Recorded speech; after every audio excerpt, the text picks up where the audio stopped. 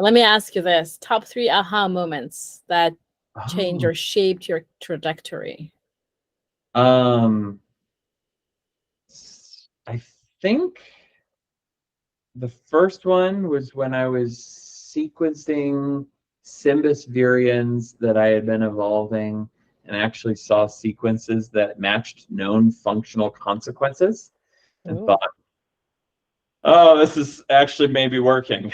This is great. And that was maybe not more aha, but pretty exciting. I feel like I don't have a lot of aha moments because my aha moments are more like it's working rather than, discovering something fundamentally new. But to see the data come off of the things that I've built and recognize that this is the indicator that we're going in the right direction, we need to continue to develop this. So that was pretty exciting. I would say when I was working really closely with Tao Che, who's now at St. Louis, but he was in Brian's lab, and we were working with nanobodies, Nanobody 6. It was like from Jan Steyert's group. They had taken a kappa opioid receptor and panned it and gotten nanobodies that bound to the kappa opioid receptor, and it seemed like they were binding them in drug-dependent states that were selective to active and interactive forms. And we were on the microscope trying to use these to basically visualize active and inactive forms of the receptor.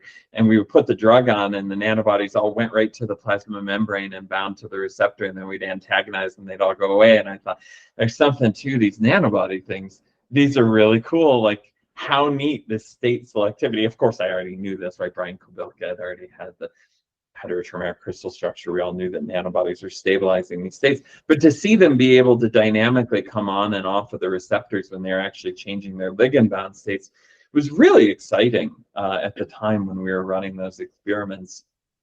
This was, gosh, I don't even remember. It was probably like 2015 or 16 or something like that. And it was really fun. It was a really exciting time.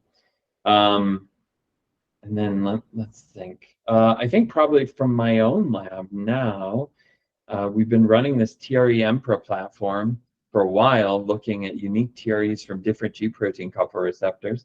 And we're working with Ruth Huttenheim's group, and they sent us a receptor that they're really interested in.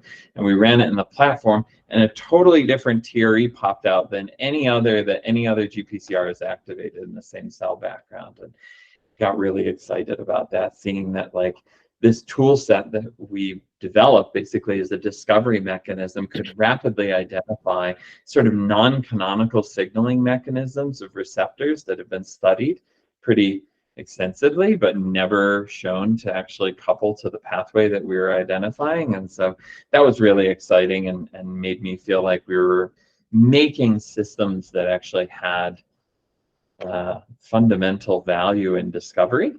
That is really cool. I mean, the nanobody experiment that you just mentioned, it's really cool because when you think about different conformations, you can imagine it, but seeing a consequence of that live is just magnificent.